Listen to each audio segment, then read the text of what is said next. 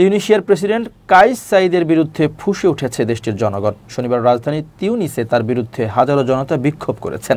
কাইসের বিরুদ্ধে অভিযোগ, সরকার বিরোধী সমালোচকদের গণহারে গ্রেপ্তার করছে তার প্রশাসন।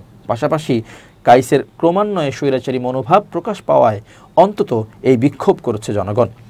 এ খবর দিয়েছে আল জাজিরা। এতে বলা হয়, বিক্ষোভ চলাকালীন বিভিন্ন স্লোগান দেন আন্দোলনকারীরা। তারা সরাসরি দমন পীড়ন বন্ধের স্লোগান দিয়েছেন। তিনি আমাদের প্রেসিডেন্ট নন সম্বলিত প্ল্যাকার্ডও শো করেন তারা। এই বিক্ষোভে বিভিন্ন মতাদর্শের রাজনৈতিক দল, এনজিও ও নাগরিক সমাজের বিভিন্ন গুরুত্বপূর্ণ ব্যক্তিরা অংশ নেন, যা সাইদ বিরোধী শিবিরে এক বিরল ঐক্যের সুর বলে বিবেচিত হচ্ছে। সাইদের কড়া সমালোচক ও সাবেক বিচারপতি আহমেদ সোয়াবকে আদালতে 5 বছরের কারাদণ্ডের প্রতিবাদে এই বিক্ষোভের ডাক দেওয়া হয়েছে। সাইদের বিরুদ্ধে অভিযোগ, তিনি বিচার ব্যবস্থা ও নিরাপত্তা বাহিনীর ব্যবহার করে বিরোধী রাজনীতিবিদ, সাংবাদিক, ব্যবসায়ী ও আইনজীবীদের লক্ষ্যবস্তু করছেন।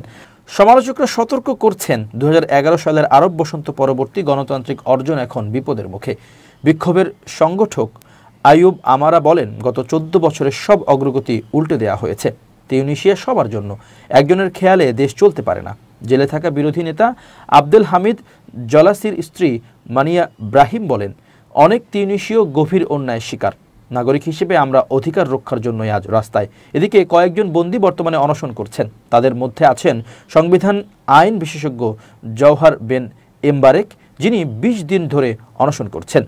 2019 সালে নির্বাচিত হওয়ার পর 2021 সালে সাইদ সংসদ স্থগিত করে নির্বাহী আইনসভা ও বিচার বিভাগের ক্ষমতা নিজের হাতে কেন্দ্রীভূত করেন। এরপর থেকে রাজনৈতিক প্রতিপক্ষ, বিশেষত বৃহৎ ইসলামীপন্থী দল আন নাহদা পার্টিকে টার্গেট করা শুরু হয়। দলটির নেতা ও সাবেক পার্লামেন্ট স্পিকার রাশেদ ঘান্নুশিকে একাধিক মামলায় কারাদণ্ড দেওয়া হয়েছে।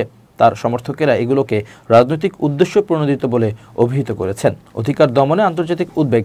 অ্যামনেস্টি ইন্টারন্যাশনাল জানিয়েছে, তিউনিসিয়ায় মানবাধিকার সংগঠনগুলোর উপর দমনপীড়ন গুরুতর স্তরে পৌঁছেছে।